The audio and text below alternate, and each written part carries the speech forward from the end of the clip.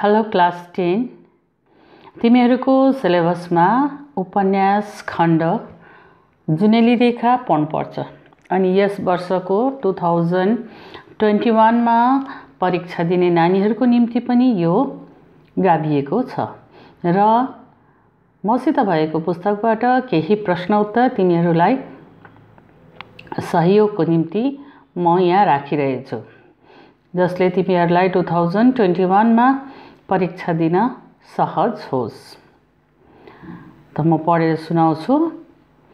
इन्द्रसुन्दास सन् 1919 भारतीय नेपाली उपन्यास अनि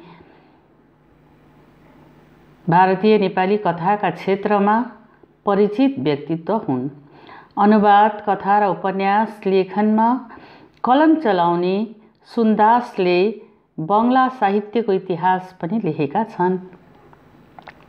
मंगली, जुनेली रेखा, नियति, रोमान्थन, श्रीरामकृष्ण र तिनका राजा आदि उनका मौलिक कृतिहरू हुन्। सन् 1940 मा खोजी पत्रिकामा गाडीवान शीर्षकको कथा प्रकाशित गरेर नेपाली कथाका क्षेत्रमा देखा परेका इन्द्रसुन्दास आफ्ना रचनामा भारतीय नेपाली समाजको चित्रण गर्छन्।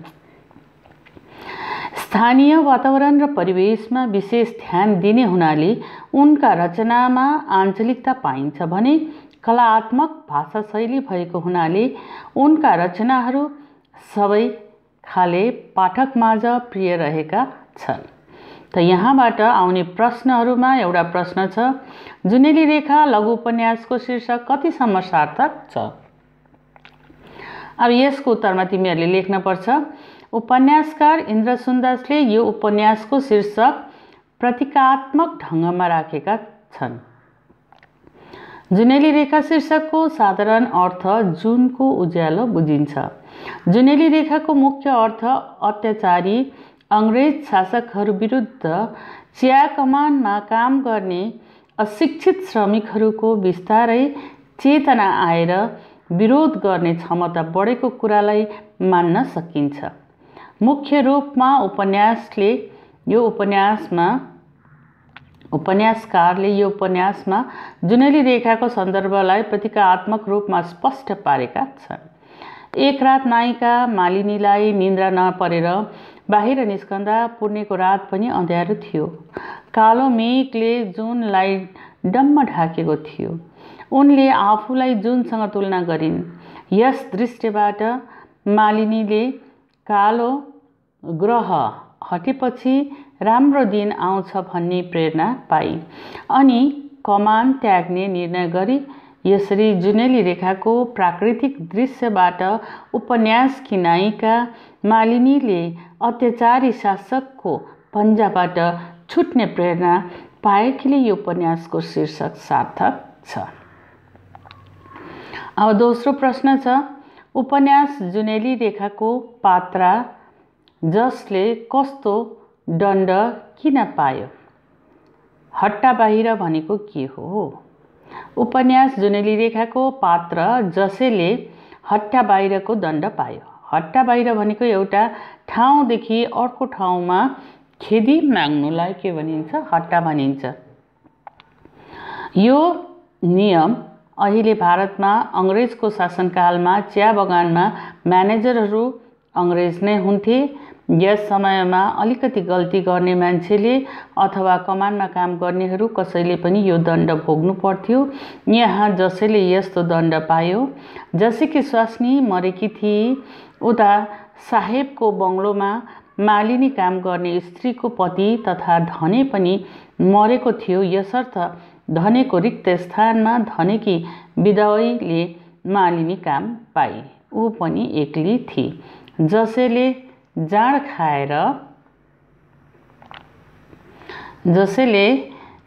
खाएर मालिनीको घर गई आफूसित बिहे गर्ने प्रस्ताव राख्यो। तर मृत पतिको सतमा बसेकी मालिनीले यो प्रस्ताव स्वीकार गरिन। हल्ला गरेर गाउँका मान्छे भेला गरेर उसले जसेको बदनाम गरे। गाउँलेहरूले जसेलाई गाली गरे, तर पनि जसे मातेर अर्को दिन मालिनीको घरमा गयो। त्यही कुरा दोहोऱ्याइयो। मालिनीलाई साह्रै असह्य भयो। बिरानीले पनि सल्लाह मातेर अर्को दिए र मालिनीले म्यानेजर साहेबलाई जसेको विरुद्धमा पोल लगाई, जसको फलस्वरूप जसेले हट्टा बाहिरको दण्ड पायो। जसको फलस्वरूप जसेले हट्टा बाहिरको दण्ड पायो। आफू जन्मेर हुर्की बढेको, आफ्ना मातापिताको र स्वास्नीको मृत्यु भएको त्यो गाउँ रुँदै रुँदै जसले छोड्नु पर्यो। जसले के गर्नु परेछ? गाउँ छोड्नु परेछ। जसेको गल्तीलाई माफ गरियोस् भनेर राइटर बाबुले बिन्ती गर्दा पनि साहेबले सुनेन। हुकुमको जवाब छैन। जसे कुम्लो कोटेरो कसेर राति नै त्यो ठाउँबाट हिँड्यो। त यसको उत्तर भयो। अब अर्को प्रश्न छ, आफूलाई सङ्कट आइपरेको बेला कसले अनि कसरी जसेलाई सहारा दियो? हट्टा बाहिर भएको जङ्गलको बाटो हिँड्दै जाँदा चैतध्वज सरदारको घरमा पुग्यो। भारी बिसाएर थकाइ मार्दा जसेलाई सरदारनीले आफ्नो घरमा काम गर्ने मान्छे चाहिएको बेला ठिक मान्छे पाएको लाग्यो।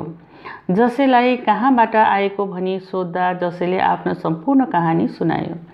घरमा मान्छे चाहिएको भए तापनि सरदारको कमानको म्यानेजरसँग ठिका बिगाको कारोबार पर्ने हुनाले साहेबले हट्टा बाहिर गरेको मान्छेलाई आफ्नो घरमा राख्नु ठिक नहोला भन्यो। तर उसले दार्जिलिङ सहरमा रेलवे स्टेसन छेउमा भएको ठुलो चिया दोकानको बुढो दोकानेलाई भेटेर सल्लाह दिए। त्यहाँ गएर सरदारले पठाएको भन्नु भने। जसे आफ्नो भारी बोकेर निकै हिँडेपछि राजमार्गमा निस्की केही बेरमा दार्जिलिङ रेलवे स्टेसन छेउको त्यो ठुलो चिया दोकानमा पुग्यो। त्यहाँ पुगेर बुढो दोकानलाई सबै कुरा भन्यो। बुढाले जसेको पीर बुझ्यो। उसले रेलको ड्राइभरको घरमा काम गर्ने मान्छे चाहिएको छ भन्यो। सो घरमा ड्राइभर आएपछि सबै कुरा मिलाएर जसेलाई उसको घरमा काम गर्ने प्रबन्ध मिलाइदियो। महिनावारी 10 रुपियाँ पाउने भयो। उसले 2 छाक खाने प्रबन्ध बुढोको दोकानमा मिलाइदियो। महिना 8 रुपियाँमा यसरी दोकानी बुढाको सहायता पाएर जसे रेलको ड्राइभरको घरमा बसेर काम गर्न थाल्यो। उसले यसरी नयाँ जीवन सुरु गर्यो। त एउटा ढोको बन्द भएपछि अर्को ढोको खोलिन्छ भने चाहिँ है, जसले पनि अर्को कार्य पायो अनि आफ्नो जीविका के गर्न थाल्यो? चलाउन थाल्यो। अब अर्को प्रश्न छ, जसे र मालिनीको भेट कसरी भयो वर्णन गर। जसे सहर पसेर पहिले रेलको ड्राइभरकोमा काम गर्न थाल्यो। पछि ड्राइभरको दार्जिलिङबाट 3 धारे स्थानान्तर भएपछि ड्राइभरले नै सोल्जर्स क्लबमा चौकीदारको काममा जसेलाई लगाइदियो। सहरमा नोकरी गर्दा जसेलाई सुख भए पनि उसलाई आफू जन्मी हुर्की बढेको मेकी कमान र मालिनीको यादले सताइरह्यो। यता मालिनी पनि आफ्नो कारणले जसे हट्टा बाहिर भएकोमा आफ्नो भूल सम्झी पश्चाताप गर्न लागि। यस्ता कमानको म्यानेजर साहेबको मेम साहेब मरेकी थिए। बिस्तार बिस्तार साहेबको आँखा मालिनीप्रति आकर्षित भयो। एक दिन उसले मालिनीलाई आफ्नी छोकरी अथवा पत्नी बनाउने प्रस्ताव राख्यो। मालिनीलाई यो प्रस्ताव पटक्क मन परेन। उसले साहेबलाई भनिदिए, साहेबको छोकरी भएर धर्म कर्म छोड्नु उसलाई पटक्क मन परेन। कोठीकी मालिनीको कामबाट कमानमा काम गर्न उसले सरदार मामालाई बिन्ती गरी, तर सरदारले पनि उसलाई सहायता गर्न सकेन। अब मालिनी कमान छोडेर जाने विचार गर्न थाली। यो सङ्कटबाट बाँच्ने उपाय यति मात्र उसले देखी। सहरबाट कमानको डाक र अरू थोक ल्याउने रोटीवालालाई मालिनीले खबर पठाए, जसेलाई बोलाइ पठाए। जसे आएपछि दुवैले आफ्नो राम कहानी भने सुने। त्यसपछि रातारात मालिनीलाई साथमा लिएर जसे सहर आयो। यसरी जसे र मालिनीको सुखद पुनर्मिलन भयो। बुझ्यौ त यहाँसम्म? त्यसपछि अर्को प्रश्न छ, जसेलाई हट्टा बाहिर सजाय दिएपछि त्यो रात मालिनी र बडा साहेबको घरमा के कस्तो घटना घट्यो? जुनेली रेखा उपन्यासको प्रमुख पुरुष पात्र जसेले मालिनीप्रति देखाएको नराम्रो व्यवहारले गर्दा हट्टा बाहिरको सजाय पाएको थियो। जसेले जुन दिन त्यो सजाय पायो त्यो राति मेकी चिया कमानमा एउटा नचिताएको घटना घट्यो। मध्यरातमा बडा कोठीको धुरीमा ढुङ्गो बज्रियो अनि गुडुरु गर्दै छानाबाट कोठीको पछिल्तिर खस्यो। माथिल्लो तलामा सुतेको साहेब तर्सेर उठ्यो। कोठीको बरन्डामा उड्दै गरेको चौकीदार अनि साहेबका बुलडग र भोटे कुकुर पनि तर्सेर उठ्यो। चौकीदार मधुरो लालटिनलाई चकिलो पारेर हातमा भाला लिएर कोठीको चौतर्फ हेर्यो, तर त्यहाँ कुनै प्राणी वा जीव जन्तुको कुनै चिन्ह थिएन। यो कुराले साहेब पनि टर्च लाइट र बन्दुकको साथमा धेरै बेरसम्म बसेर पर्खियो, तर छानामा केही खसेको आवाज, के बज्रेको शब्द फेरि सुनिएन। जसेले हट्टा बाहिरको सजाय पाएकै रात मालिनीको घरमा आधा रातमा पुगेको जसेले मालिनीलाई दैलो खोल्न भनेपछि चोरको डरले उसले दैलो खोलिन्, परन्तु बिहान उठ्दा उसका दैलामा साना साना फर्सीका गट्टा र इस्कुस लडिरहेको थियो। यी दुवै घटना मेकी कमानमा पहिलो पटक घटेको घटना थियो, जुन घटनाले गर्दा बडा साहेब सशङ्कित बनेको देखिन्छ भने मालिनी जसेप्रति सहानुभूतिशील बनेकी छ। त अर्को प्रश्न छ, जसेको चरित्र चित्रण गर। इन्द्र सुन्दासद्वारा लिखित उपन्यास जुनेली रेखामा जसे प्रमुख पुरुष पात्रका रूपमा उभिएको छ। मेकी चिया कमानमा काम गरेर आफ्नो जीविका चलाउने जसे आफ्नै श्रीमतीको मृत्युपछि एक्लो बनेको छ। आफू एक्लो हुनुको पीडाले ऊ आफ्नो पति मरेर एक्ली भएकी मालिनीप्रति सहानुभूति राख्छ अनि उसलाई साइनो जोड्ने चाहना राख्दछ। मालिनीको घरमा बारम्बार आउजाउ गरिरहे पनि जसेले मातेको झोकमा मालिनीलाई नराम्रो व्यवहार गर्न पुग्छ। मालिनीले धेरै सम्झाउन खोज्दा नमानेकोले जसेको पोल बडा साहेबको कानमा पुग्दछ। जसेलाई मालिनीबाट टाढा बनाउँदा मालिनी आफूले भने जस्तो गरी आफ्नी हुने मनसाय राखिरहेको साहेबलाई जसेको यो व्यवहारले थप प्रेरणा दियो। फलत बाबुले बिन्ती चढाउँदा पनि साहेबले जसेलाई हट्टा बाहिरको सजाय सुनाउन पुग्यो। हट्टा बाहिरको सजाय पाएर दुखी बनेको जसेमा मालिनीप्रतिको स्नेह अलिकति पनि कम भएको छैन। आफूमा पीडा परे पनि मालिनीले आफूलाई प्रेम गर्ने झिनो आशा जसेले राखेको छ।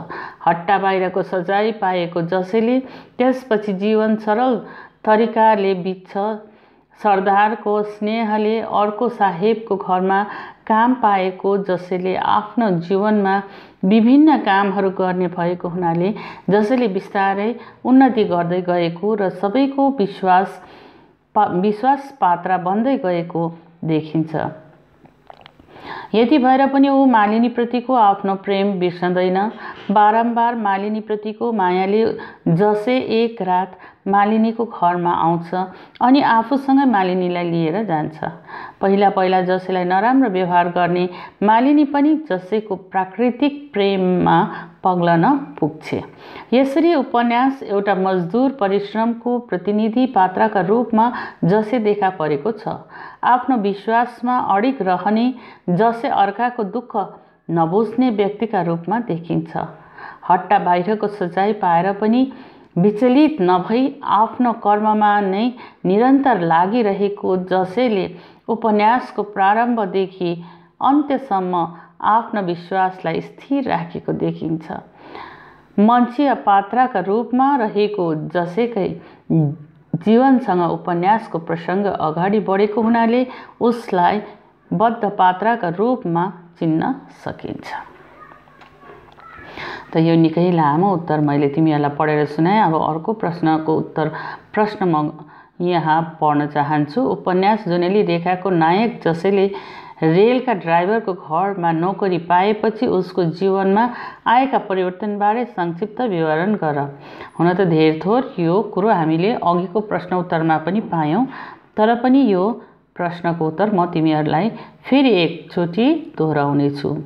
उपन्यास जुनेली रेखाको नायक जसले रेलका ड्राइभरको घरमा नोकरी पाएपछि उसको जीवनमा विभिन्न परिवर्तन आएको देखिन्छ। सरदार सरदारनीले स्नेहमालिनी प्रतिको उसको प्रेम अनि चिया दोकानको बाजेको सहानुभूति, यी तीन कुराले उसलाई हरेक अप्ठ्यारोमा सहयोग गर्दै गएको कारण उसले कमानबाट हट्टा बाहिरको सजाय पाए पनि त्यो सजायलाई सरलतापूर्वक स्वीकार गर्न सफल भएको छ। चिया पसलको बाजेले रेलको ड्राइभरलाई भनभान गरेर काममा लगाइदिएपछि जसै बिस्तारै काम सिक्दै जान्छ। कतिपय कामहरू मेम आफैले सिकाउँछ, कतिपय